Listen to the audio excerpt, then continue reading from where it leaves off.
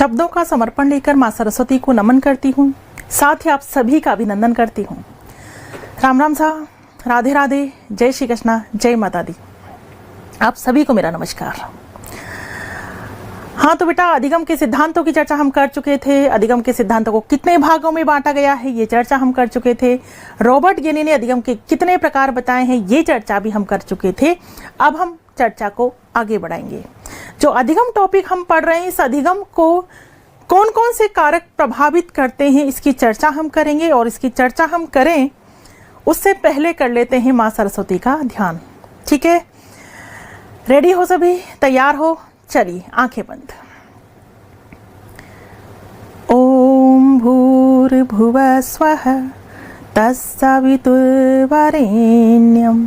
भर्गो देवस्य धीमहि धियो यो नः प्रचोदयात्। या देवी सर्वभूतेषु विद्यारूपेण संस्थिता नमस्तस्यै नमस्तस्यै नमस्तस्यै नमो नमः। यस बेटा, अपना रजिस्टर पेन निकाल लीजिए और हेडिंग डाल लीजिए, अधिगम को प्रभावित करने वाले कारक।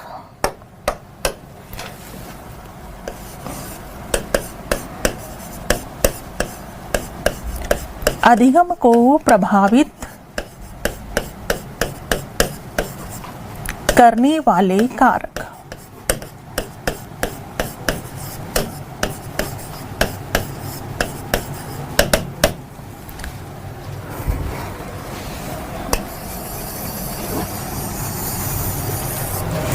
ठीक है, अधिगम को प्रभावित करने वाले कारक, ये टॉपिक है आज का हमारा। कौन कौन से कारक हैं जो अधिगम को प्रभावित करते हैं?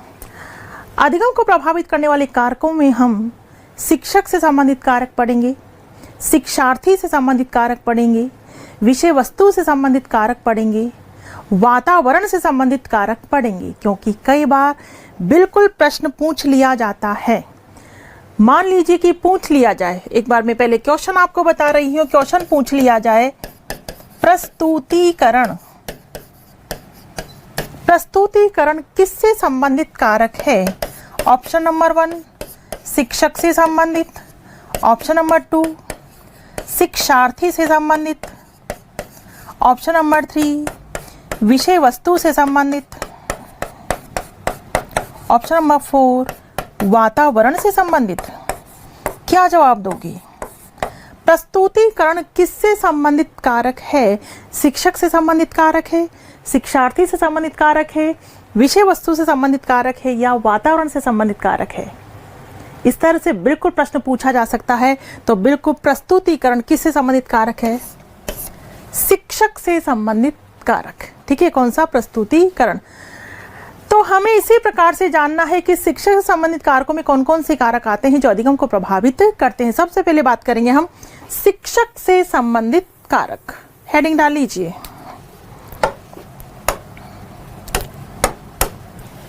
ठीक है, शिक्षक से संबंधित कारक। ठीक है,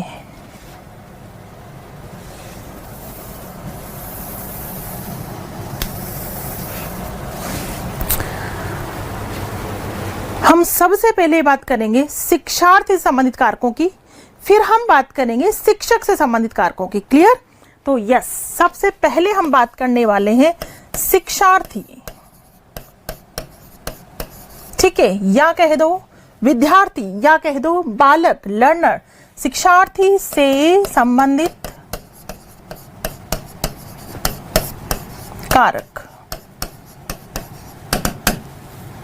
ठीक है, अब शिक्षार्थी से संबंधित कारक कौन कौन से हैं? नंबर 1 अभिप्रेरणा।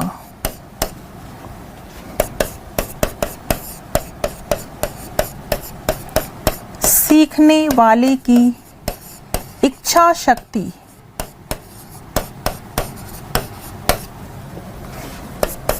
नेक्स्ट लिखो सीखने वाले की अभिवृत्ति। लिखते चले जाओ बेटा। शिक्षार्थी से संबंधित कारकों की हम बात कर रहे हैं, लिखते चले जाओ। नंबर 1 है अभिप्रेरणा, उसके बाद है सीखने वाले की इच्छा शक्ति, ठीक है, उसके बाद है सीखने वाले की अभिवृत्ति, अभिवृत्ति, ठीक है। फिर हम लिखेंगे शैक्षिक पृष्ठभूमि,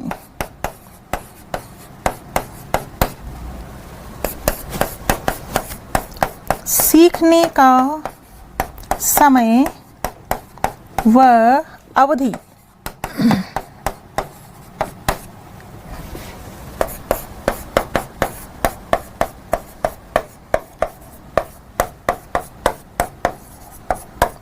सीखने की विधि, लिख लो सीखने का समय व अवधि, सीखने की विधि, ठीक है। आयु एवं परिपक्वता,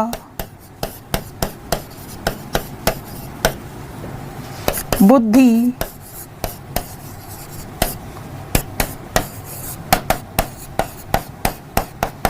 अभ्यास,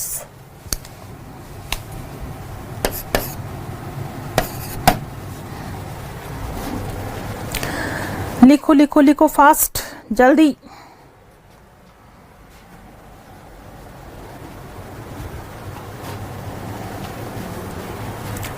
आयु एवं परिपक्वता,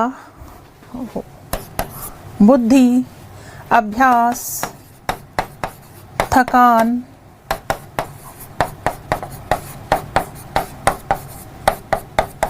शारीरिक एवं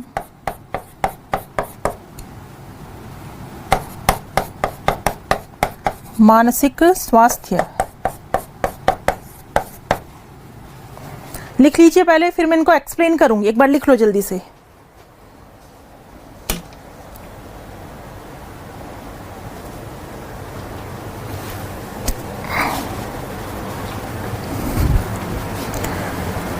लिख लो बेटा जल्दी से, 1 मिनट में वापस आ रही हूं, जल्दी से लिखो।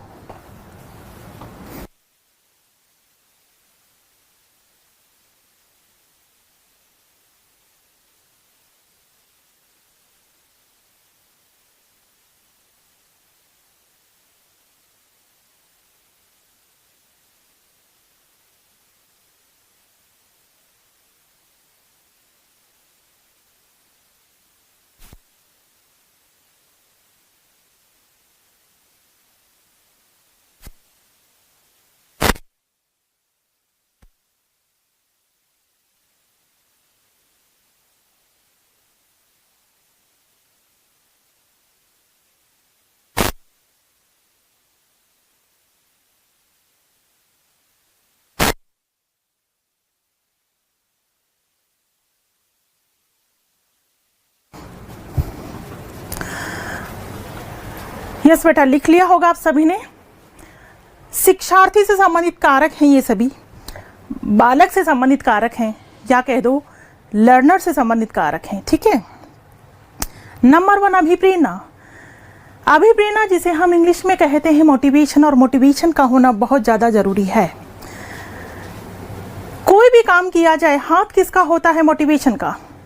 जो जितना ज़्यादा प्रेरित है किसी भी काम को करने के लिए, वो उतना अच्छे से काम करेगा, उतना अच्छे से अधिगम करेगा। आप इतने सारे स्टूडेंट्स हैं, आप इतने सारे बच्चे हैं, क्या आप सभी समान गति से अधिगम कर पाओगे? मैं आप सभी को समान तरीके से पढ़ा रही हूं, लेकिन क्या आप सभी समान तरीके से अधिगम कर पाएंगे? नहीं, क्योंकि मोटिवेशन बराबर नहीं है।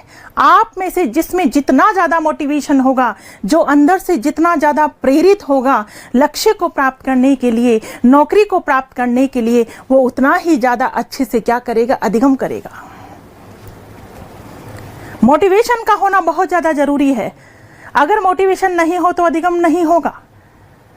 दूसरी तरफ अगर हम बात करें टीचर और स्टूडेंट की, टीचर जब बच्चों को पढ़ाता है, बच्चा अधिगम कब करेगा? जब बच्चा अधिगम करने के लिए क्या होगा? प्रेरित होगा। तो टीचर को सबसे पहली कोशिश करनी चाहिए कि बच्चे को मोटिवेट किया जाए, because there is no learning without interest and there is no interest without motivation. Motivation, अभिप्रेरणा को अधिगम का सर्वोत्तम सोपान माना गया है। अभिप्रेरणा को अधिगम का स्वर्ण पथ माना गया है। अभिप्रेरणा को अधिगम का हृदय माना गया है। इसलिए अभिप्रेरणा का होना बहुत ज्यादा जरूरी है। तो बिल्कुल अभिप्रेरणा, ये कारक भी अधिगम को प्रभावित करता है। नेक्स्ट है सीखने वाले की इच्छा शक्ति। बेटा बिल्कुल इच्छा शक्ति जबरदस्त होगी तो सीख पाओगे। और ये जो आप पढ़ रहे हैं बेटा, ये केवल और केवल क्वेश्चन का आंसर देने के लिए मत पढ़ना। ये हकीकत में वो बातें हैं जो आपके अधिगम करने की क्षमता को मजबूत बनाएगी, बहुत अच्छा बनाएगी। इच्छा शक्ति का होना बहुत ज्यादा जरूरी है। इच्छा शक्ति अगर नहीं है तो कैसे सीख पाओगे? किस प्रकार से सीख पाओगे? तो इच्छा शक्ति जागृत करो पहले कि यस मुझे पढ़ना है, ध्यान से पढ़ना है, एक एक शब्द को समझना है, टक्कर देनी है सबको, मुकाबला करना है, मंजिल को प्राप्त करना है। ये इच्छा शक्ति का होना बहुत ज्यादा जरूरी है। बिना इच्छा शक्ति के बेटा अच्छे से आप अधिगम नहीं कर पाओगे। फिर है सीखने वाले की अभिवृत्ति। अभिवृत्ति कह दो, मनोवृत्ति कह दो, एटीट्यूड जिसे कहते हैं, नजरिया, दृष्टिकोण। अभिवृत्ति बहुत मायने रखती है। नजरिया, अभिवृत्ति जो कि मुख्य रूप से दो प्रकार की होती है, सकारात्मक और नकारात्मक। सोच सकारात्मक होगी, पॉजिटिविटी होगी तो बहुत अच्छे से अधिगम कर पाओगे। लेकिन सोच ही नकारात्मक होगी कि मैं क्या कर पाऊंगा, लगता है मेरा सिलेक्शन तो नहीं होगा, कैसे अधिगम कर पाओगे बेटा? अभिवृत्ति का बहुत बड़ा प्रभाव पड़ता है, मनोवृत्ति का बहुत असर होता है। तो सोच हमारी सकारात्मक होनी चाहिए या नकारात्मक? सकारात्मक होनी चाहिए। नजरिया हमारा सकारात्मक होना चाहिए। शैक्षिक पृष्ठभूमि, एजुकेशनल बैकग्राउंड। यस, बैकग्राउंड की मैं बात करूं तो आप इतने सारे बच्चे हैं, कईयों का बैकग्राउंड बड़ा स्ट्रांग है। स्ट्रांग कैसे? क्या आपने कभी बीच में कोई साल मिस नहीं किया, कंटिन्यू आपकी पढ़ाई चल रही है, रेगुलर आप कॉलेज गए हो, कॉलेज अटेंड किया है, वहाँ भी आपने प्रॉपर तरीके से ज्ञान ग्रहण किया है और पढ़ते हुए आज आप बिल्कुल एग्जाम देने जा रहे हैं, तो नो डाउट आपका माइंड उतना ही शार्प होगा।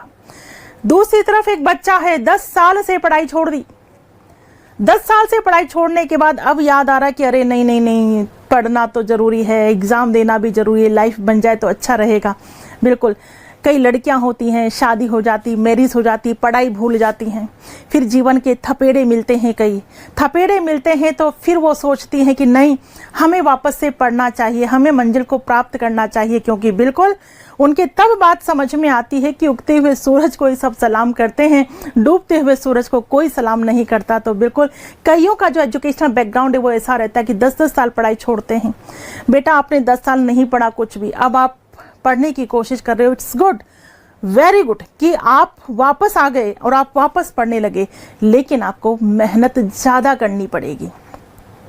जरूरी नहीं है आपको सारी बातें आसानी से अधिगम हो जाए, क्योंकि आपका बैकग्राउंड वीक हो गया बेटा, आप कंटिन्यू पढ़ाई नहीं कर रहे थे। और कुछ बच्चे होते हैं कॉलेज नहीं जाते हैं, ऐसे बीएड हो गया, ऐसे बीएसटीसी हो गया हमारा, ठीक है, कॉलेज नहीं जाते हैं तो उनको भी, अब मनोविज्ञान में तो भारी भरकम शब्द आते हैं तो इनको भी एडजस्ट करने में टाइम लगता होगा, सीखने में टाइम लगता होगा। तो हमारा एजुकेशनल बैकग्राउंड कैसा है, हमारी शैक्षिक पृष्ठभूमि कैसी है, इसका भी बहुत ज़्यादा प्रभाव पड़ता है। क्लियर? चलिए, सीखने का समय व अवधि। समय की यदि मैं बात करूं, पहले समय की बात करूं तो बेटा सबका अपना अपना तरीका होता है, सबका अपना अपना समय होता है।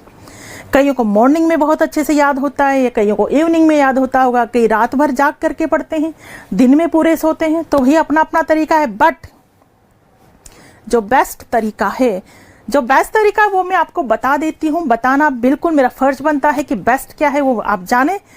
बाकी तो आप जो भी तरीका अपनाते हैं, जो भी समय आपके लिए सुटेबल है वो आप अपना सकते हैं, बट जो बेस्ट है वो तो बेस्ट है और आपको अपने उस सुटेबल समय से बेस्ट की ओर आने का प्रयास करना चाहिए। और बेस्ट समय होता है मॉर्निंग का समय, अद्भुत समय। मतलब बच्चों, अगर मैं मॉर्निंग के समय की बात करूं तो मॉर्निंग का समय केवल और केवल शैक्षिक दृष्टिकोण से ही नहीं, हमारे शारीरिक दृष्टिकोण से, हमारे मानसिक दृष्टिकोण से, सामाजिक दृष्टिकोण से, हर दृष्टिकोण से इतना बेहतरीन समय होता है मॉर्निंग का समय। अगर आपने फील किया हो तो बिल्कुल फील किया होगा कि मॉर्निंग के समय में जितनी अच्छी पढ़ाई हो जाती है उतनी अच्छी पढ़ाई पूरे दिन भर नहीं होती। इतनी बढ़िया पढ़ाई हो जाती है मॉर्निंग में। कोशिश करो मॉर्निंग के समय का यूटिलाइजेशन करो, बहुत अच्छा अद्भुत समय होता है। मैंने तो फील किया हुआ है ना, कि एक बार पूरे दिन पढ़ाई भी ना हो ना तो कोई गम नहीं रहता, क्योंकि मॉर्निंग में हम इतनी अच्छी पढ़ाई कर चुके होते हैं 3-4 घंटे। तो 3-4 घंटे जो मतलब, क्योंकि बिल्कुल सोकर के आप उठते हैं, माइंड बिल्कुल फ्रेश होता है, अभी दिन भर के जो झंझट है वो अभी इन्वॉल्व नहीं हुए हैं माइंड में, तो पूरी तरह से फ्रेश माइंड के साथ बहुत अच्छी पढ़ाई होती है। बहुत अच्छा समय मॉर्निंग का समय होता है। अवधि की अवधि में बात करूं, कितनी अवधि तक आपको एक साथ बैठकर पढ़ना चाहिए, तो ये डिपेंड करता है बेटा आपकी अपनी कैपेसिटी पर। कुछ होते हैं सिटिंग पावर आपकी कितनी है ना, कितना आप अवधान कर पाते हैं। कुछ होते हैं कि 2 घंटे तक लगातार पढ़ते रहते हैं, उसके बाद उनको लगता है कि नींद का झोंका आने लग जाता है कईयों को, या कईयों को लगता है कि नहीं अब थकान हो रही है। कई 4 घंटे लगातार पढ़ लेते हैं, 4 घंटे के बाद उन्हें लगता है कि थकान हो रही है। कईयों को आधे घंटे बाद ही थकान महसूस होने लग जाती है। तो ध्यान दें, अवधि वही बेस्ट है जिस अवधि में आप तरोताज़ा माइंड के साथ पढ़ पा रहे हैं। ठीक है, जिस अवधि में तरोताज़ा माइंड के साथ पढ़ पा रहे हैं, जैसे आपको थकान महसूस हो उस समय आपको पढ़ाई छोड़ देनी चाहिए बेटा 10 से 15 मिनट के लिए। आधे घंटे में थकान महसूस हो रही हो तब भी छोड़ दें, 2 घंटे में थकान महसूस हो रही है तब भी छोड़ दें, 4 घंटे में थकान महसूस हो रही है तब भी छोड़ दें। पढ़ाई बिल्कुल छोड़ दें। कितनी देर के लिए? 10 से 15 मिनट के लिए। क्या करें? सो जाएं? नहीं, सोना नहीं है। ठीक है, क्योंकि क्यों सोने में पूरा जीवन बर्बाद करते हो बेटा। सोने के लिए तो 5 से 6 घंटे सफिशिएंट होते हैं, जो रात में हमें अच्छी नींद ले लेनी चाहिए। 5 से 6 घंटे सफिशिएंट। इसके बाद कुछ कहते हैं कि नहीं दिन में भी सो तो लेना चाहिए। सोना नहीं चाहिए बेटा, रिलैक्स करना चाहिए। रिलैक्सेशन में और सोने में बहुत बड़ा अंतर है। सोना नहीं है, रिलैक्स करना है। क्योंकि जिस तरह से हमारी बॉडी को थकान होती है उसी प्रकार से हमारे मस्तिष्क को भी थकान होती है, और हमें इसका ध्यान रखना है। जबरदस्ती आप हम मस्तिष्क के साथ नहीं करेंगे, ये चेतन मन के साथ जबरदस्ती नहीं करनी है, क्योंकि अगर ये थक गया तो ये आपको थका देगा। इसलिए अवधि वही बेस्ट है जिसमें आप तरोताजा पढ़ सकते हैं। आधा घंटा या 1 घंटा या 2 घंटा। जब भी आपको थकान होती है 10 से 15 मिनट का ब्रेक लें। आंखों को रेस्ट दें, दिमाग को रेस्ट दें। 10 से 15 मिनट का ब्रेक लेने के बाद आप वापस से पढ़ने बैठें। ठीक है, विधि की मैं बात करूं, सीखने की विधि कौन सी बेस्ट है? विधियां बहुत सारी होती है सीखने की विधियां। निरंतर विधि होती है, अंतर विधि होती है, प्रगतिशील विधि होती है, मिश्रित विधि होती है, बहुत सारी विधियां होती हैं। बट मैं आपको वो विधि बता देती हूं जो बेस्ट है, जो सर्वश्रेष्ठ है। वो विधि मैं आपको बता देती हूँ, और उस विधि का नाम है अंतर विधि। क्या नाम है उस विधि का? अंतर विधि। क्या होती है ये अंतर विधि? ये वही होती है जैसा मैंने आपको बताया कि जब भी आपको थकान महसूस हो आप गैप दें, अंतर दें 10 से 15 मिनट का। 10 से 15 मिनट आप अपनी आंखों को रिलैक्स दें, आंखें बंद करके बैठ जाएं, दिमाग को रिलैक्स दें। जो मैटर आपने पढ़ा है केवल उसे धीरे धीरे रिकॉल करते चले जाएं, रिकॉल करते चले जाएं। फिर 10 से 15 मिनट के बाद वापस आप पढ़ने के लिए बैठें।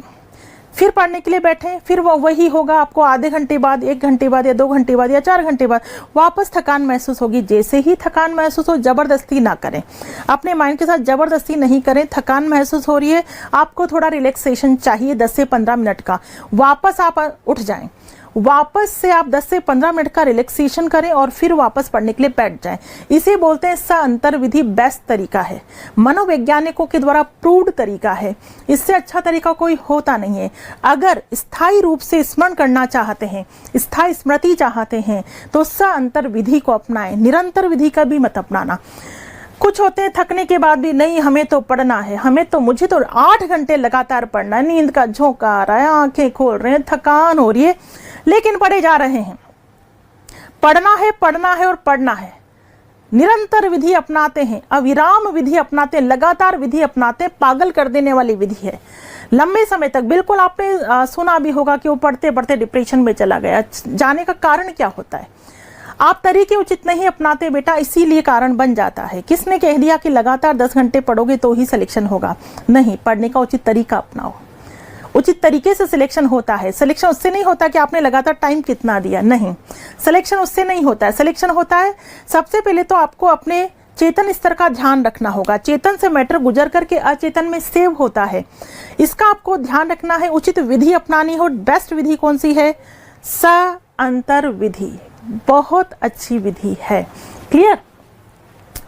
आयु एवं परिपक्वता का भी प्रभाव पड़ता है। आयु के अकॉर्डिंग अधिगम कर पाता है बच्चा। अगर हम चाहें कि 6 क्लास का बच्चा है 9th क्लास का अधिगम कर ले, नहीं कर पाएगा।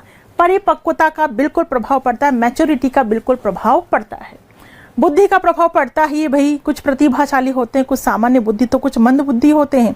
सबको अपनी अपनी बुद्धि के अकॉर्डिंग ही समझ में आता है, सब अपनी बुद्धि के अकॉर्डिंग ही अधिगम कर पाते हैं, तो बुद्धि का भी प्रभाव पड़ता है।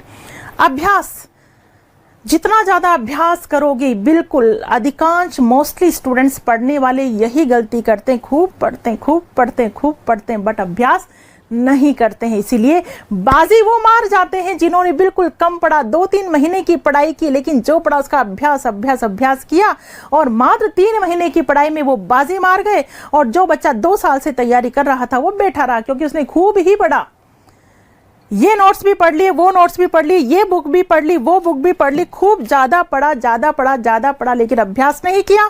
एग्जामिनेशन हॉल में क्या क्रिएट हुआ? केवल और केवल कंफ्यूजन क्रिएट हुआ।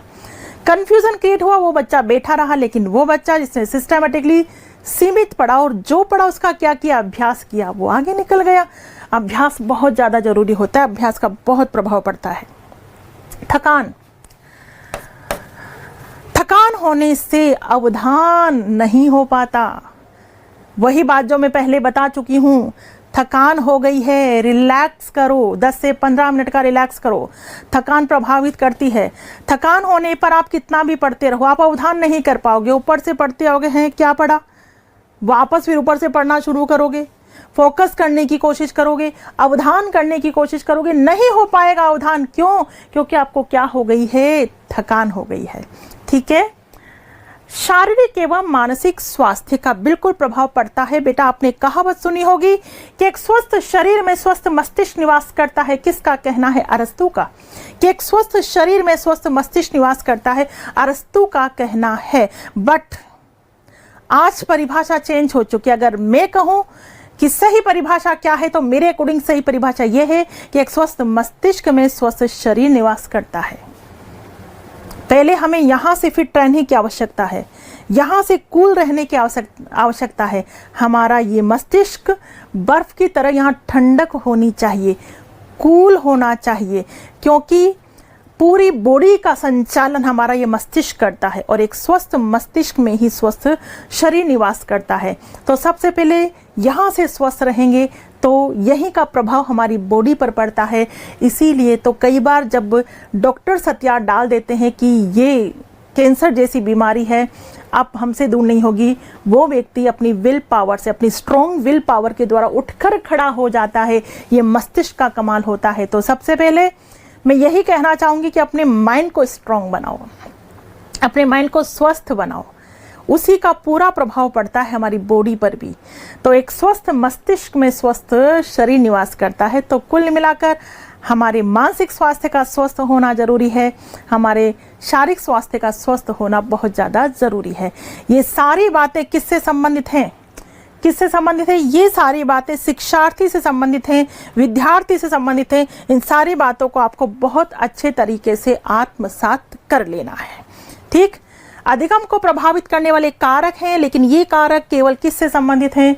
शिक्षार्थी से संबंधित कारक हैं ये सभी। क्लियर है? अब हम चलेंगे शिक्षक से संबंधित कारक कौन कौन से हैं। चलिए हेडिंग डालो, शिक्षक से संबंधित कारक।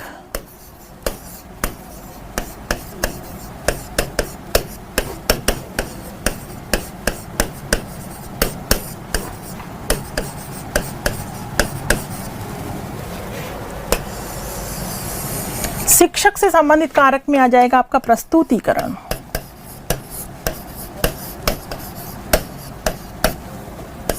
विषय का ज्ञान,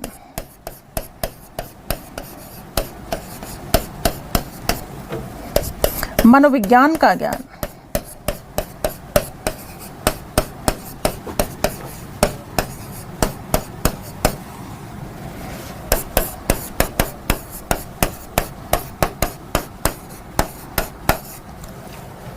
लिखिए शिक्षक से संबंधित कारक, प्रस्तुतिकरण, विषय का ज्ञान, मनोविज्ञान का ज्ञान, समय सारणी, और इसके अलावा सिंपल आप एक और लिख सकते हैं क्या, अनुभव आदि। लिख लीजिए पहले।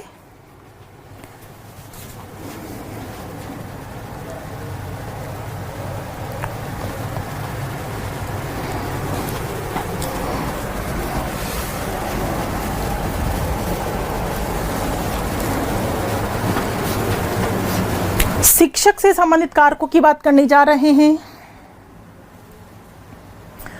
प्रस्तुतिकरण, विषय का ज्ञान, मनोविज्ञान का ज्ञान, समय सारणी, अनुभव आदि।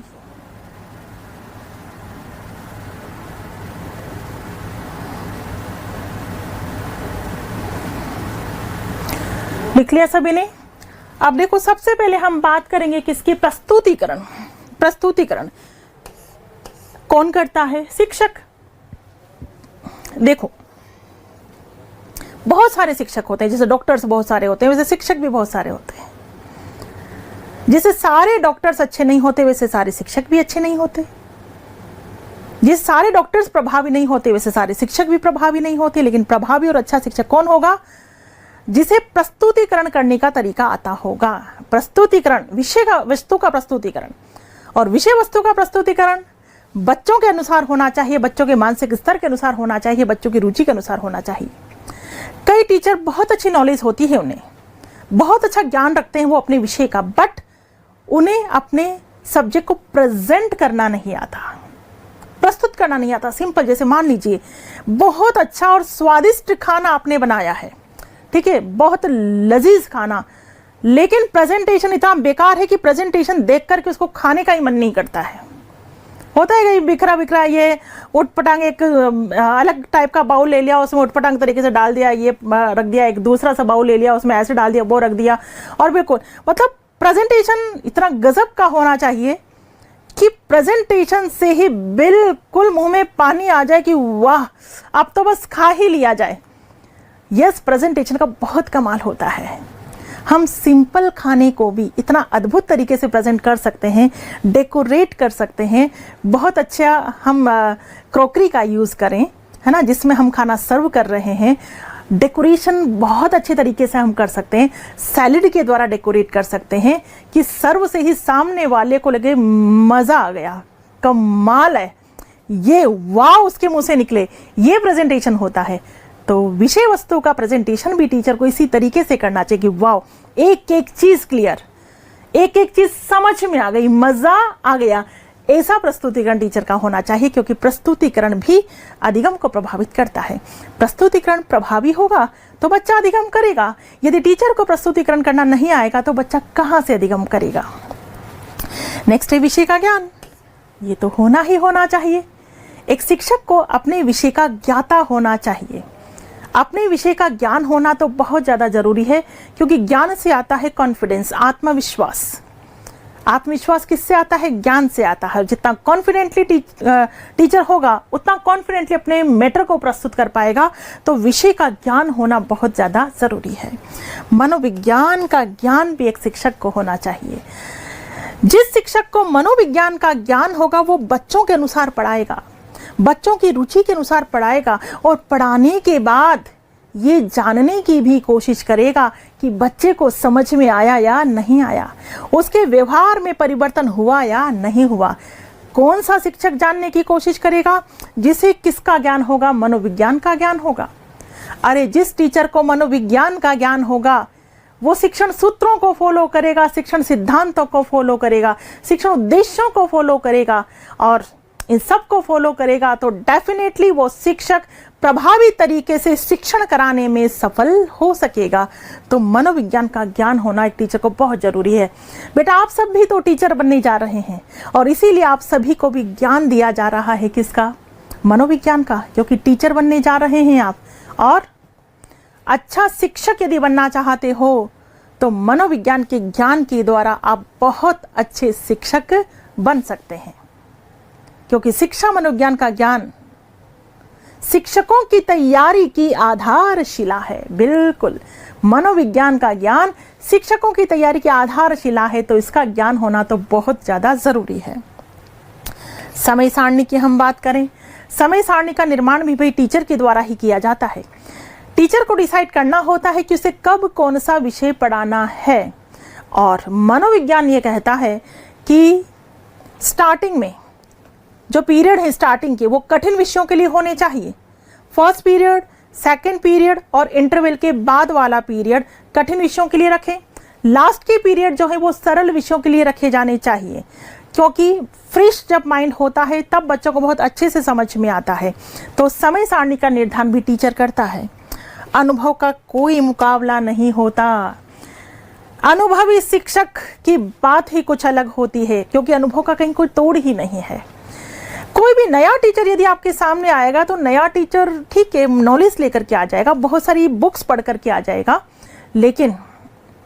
लेकिन जो अनुभव समय से आता है वो टीचर कहाँ से लाएगा? नया टीचर, क्योंकि समय बहुत कुछ सिखाता है। अनुभव, इतने सालों का एक्सपीरियंस ना, अनुभव का कोई तोड़ ही नहीं होता है, अनुभव का कोई मुकाबला नहीं होता है। तो जो अनुभवी शिक्षक होता है उससे यदि बच्चे पढ़ते हैं तो बच्चा बहुत आसानी से अधिगम करता है। लेकिन अनुभवी शिक्षक नहीं है, कोई नया टीचर है, उसे नॉलेज तो है बट पूरी तरह से प्रेजेंटेशन कैसे करना ये उसे नहीं पता, तो बच्चा भी उचित प्रकार से अधिगम नहीं कर पाता है। तो ये सिंपल ध्यान रखेंगे, ये जो कारक हैं वो किससे संबंधित कारक हैं? शिक्षक से संबंधित कारक हैं। कौन कौन से? प्रस्तुतिकरण, विषय का ज्ञान, मनोविज्ञान का ज्ञान, समय सारणी और अनुभव। क्लियर है? अब हम बात करेंगे विषय वस्तु से संबंधित कारकों की। क्लियर? चलो आगे चलते हैं।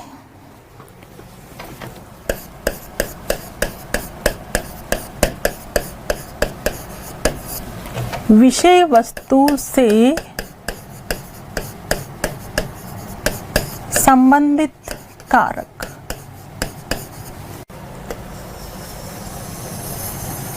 ठीक है, इसमें क्या क्या आ जाएंगे? देखिए, इसमें आ जाएगा विषय वस्तु का स्वरूप,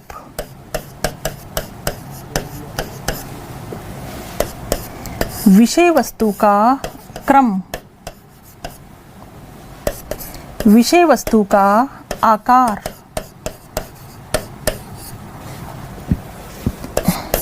भाषा शैली। लिखते चले जाओ।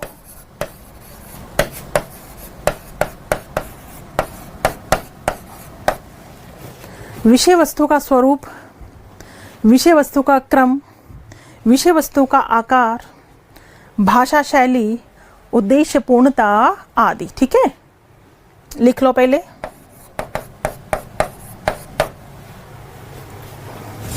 लिख लीजिए।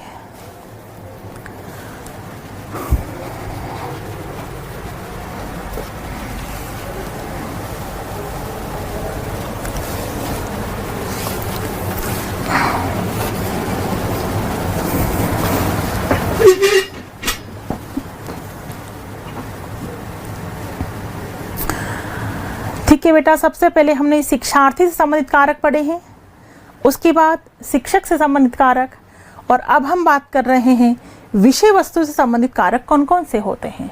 तो विषय वस्तु का स्वरूप, स्वरूप से क्या तात्पर्य है? स्वरूप से क्या तात्पर्य है? स्वरूप या तो होता है सरल या होता है जटिल। तो स्वरूप कैसा होना चाहिए? सरल से जटिल। ठीक है, स्वरूप बिल्कुल प्रभावित करता है।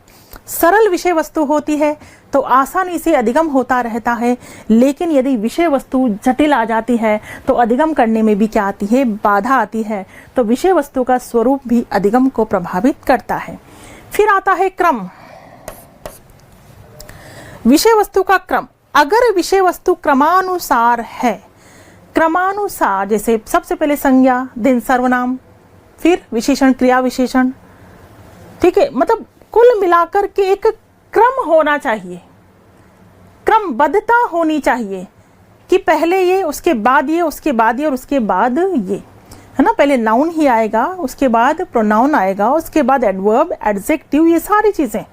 ये नहीं कि हम पहले एक्टिव वॉइस, पैसिव वॉइस बता रहे हैं और बाद में जाके हम नाउन बता रहे हैं, तो बच्चे को कहाँ से समझ में आएगा ना। एक एक चीज पहले बिल्कुल मूलभूत बात बच्चे को बताएं, है ना। कोई कंटेंट पढ़ा रहे हैं तो इसका अर्थ क्या होता है, इसकी परिभाषाएं क्या होती है, इसकी विशेषताएं क्या होती हैं, ये समझाते हुए आगे बढ़ेंगे तो बच्चे को प्रॉपर तरीके से समझ में आएगा। तो विषय वस्तु का क्रम भी अधिगम को प्रभावित करता है। देन विषय वस्तु का आकार, आकार या तो छोटा होता है या फिर आकार बड़ा होता है। छोटी सी विषय वस्तु होती है, छोटी छोटी विषय वस्तु होती है तो अधिगम बड़ी आसानी से होता रहता है। लेकिन यदि आकार बड़ा होता है तो अधिगम करने में भी क्या आती है, बाधा आती है। तो आकार का प्रभाव भी पड़ता है।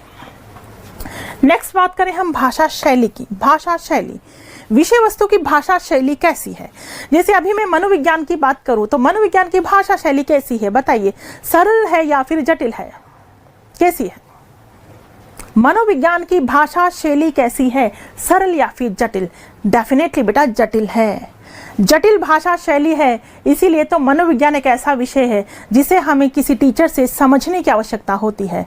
इसको यदि हम चाहें, कुछ बच्चे सोचते हैं कि ये भी हम जीके की तरह ये भी हम खुद पढ़ लेंगे। जीके आप खुद पढ़ सकते हो, जीके में समझने वाली कोई चीज नहीं होती, तथ्य होते हैं, वो आप खुद पढ़कर समझ सकते हो। बट मनोविज्ञान में शब्दावली जो है, भाषा शैली जो है वो टफ है।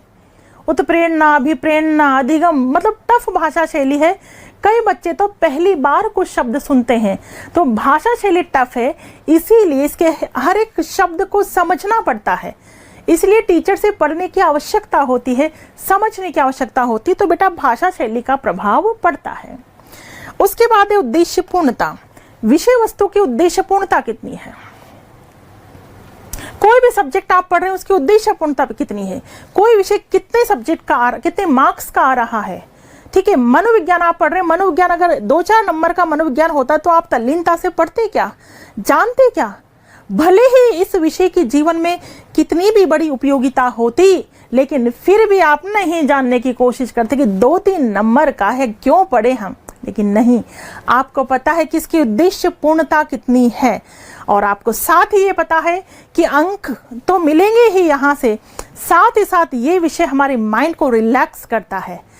पढ़ना कैसे होता है ये बताता है।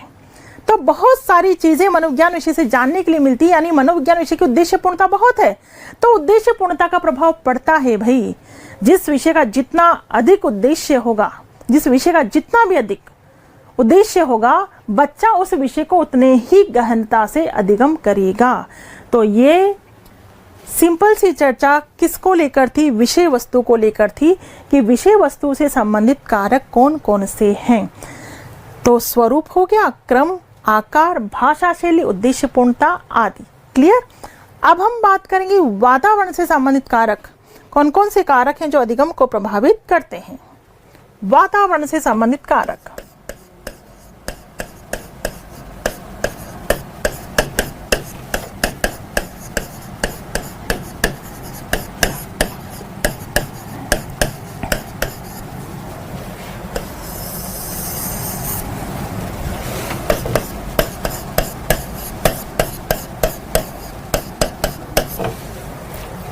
परिवार से संबंधित वातावरण या परिवार का वातावरण।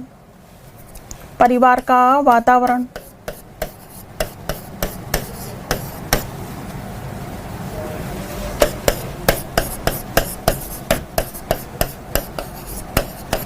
विद्यालय का वातावरण,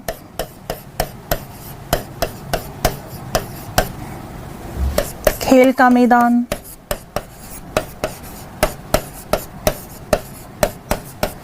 समाज का वातावरण,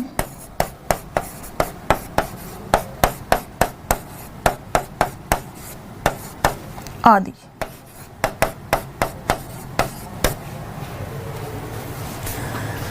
लिख लो एक बार, वातावरण से संबंधित कारक लिख लीजिए सभी।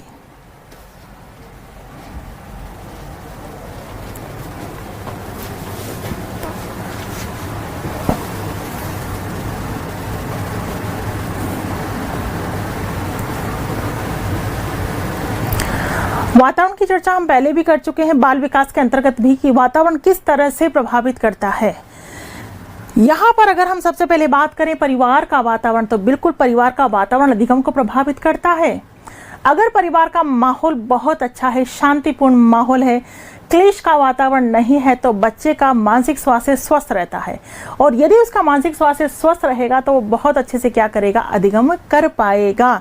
तो बिल्कुल परिवार का वातावरण अधिगम को प्रभावित करता है, क्योंकि बेटा सबसे मेन रोल मानसिक स्वास्थ्य का होता है। यदि मानसिक स्वास्थ्य ही किसी कारण से हमारा खराब हो जाए ना, तो अधिगम कैसे कर पाएंगे, है ना। ना तो पढ़ पाएंगे, ना पढ़ा पाएंगे, कुछ भी नहीं होगा। तो परिवार का वातावरण। फिर बात आती है विद्यालय के वातावरण की। विद्यालय का वातावरण भी प्रभावी होना चाहिए। विद्यालय के वातावरण की हम बात करें तो वहाँ पढ़ाने वाले शिक्षक का व्यवहार कैसा है, ये भी प्रभावित करता है ना। शिक्षक का व्यवहार कैसा है, शिक्षक को अपने विषय का ज्ञान कैसा है, ये सारी बातें भी इसी के अंतर्गत आ जाएंगी, विद्यालय वातावरण के अंतर्गत। वहाँ अन्य सुविधाएं किस प्रकार की हैं, ठीक है, प्रॉपर बैठने की व्यवस्था है या नहीं, मतलब बहुत सारी चीज़ें जो हैं वो इन्वॉल्व हो जाती हैं। लगभग विद्यालय का मानवीय संसाधन, भौतिक संसाधन, दोनों चीज़ें इन्वॉल्व हो जाती हैं।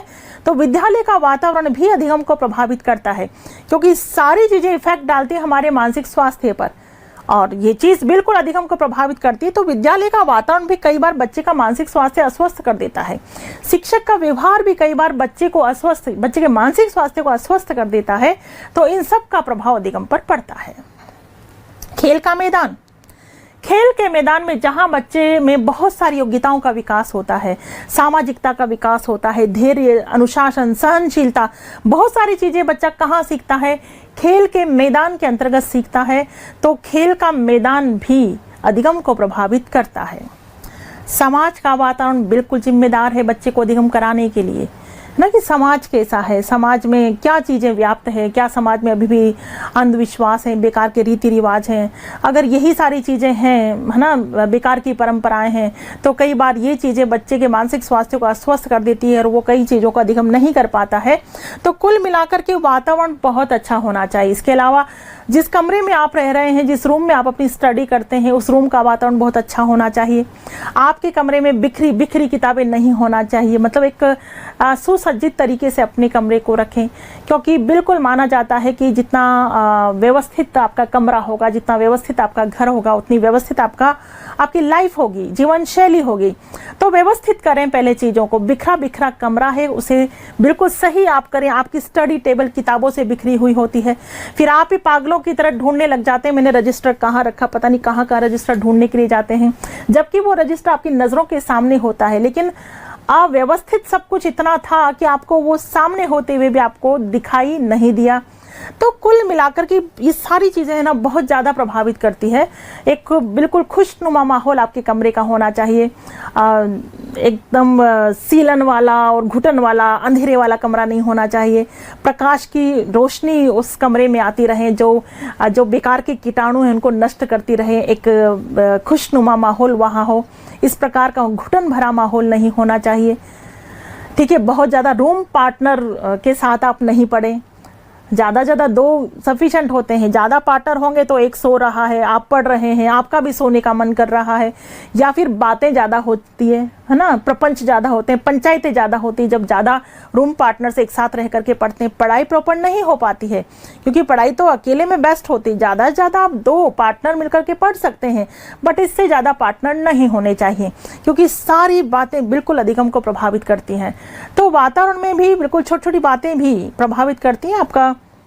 आप बिल्कुल स्वच्छ रहें, आप जहाँ जिस जगह बैठे हैं वो जगह स्वच्छ होनी चाहिए। घुटन भरा माहौल ना हो, बिल्कुल अंधेरा ना हो, अंधकार ना हो, खुला खुला माहौल हो, प्रकाश की किरणें मतलब सूर्य की किरणें बिल्कुल प्रकाशित करती रहें उस कमरे को, थोड़ा खुशनुमा सा माहौल होना चाहिए। तो ये सारी चीज़ें मिलाकर के अधिगम को प्रभावित करती हैं। तो अधिगम को प्रभावित करने वाले कारक बिल्कुल सिंपल थे। यहाँ से संबंधित बिल्कुल प्रश्न बनते हैं, आपको एग्जैक्टली पता होना चाहिए कि शिक्षक से संबंधित कारक कौन कौन से हैं, शिक्षार्थी से संबंधित कारक कौन कौन से हैं, विषय वस्तु से संबंधित कारक कौन कौन से हैं और वातावरणीय कारक। ये सारे कारक अधिगम को प्रभावित करते हैं।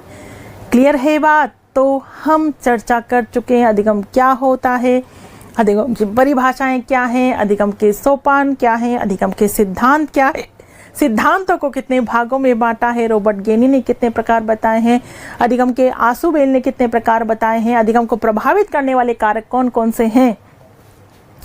यहाँ तक की चर्चा हमारी कंप्लीट हो चुकी है बेटा। ठीक है, यहाँ तक की चर्चा कंप्लीट है। सिंपल चर्चा आज हमने की और सिंपल चर्चा आपको समझ में आ गई होगी।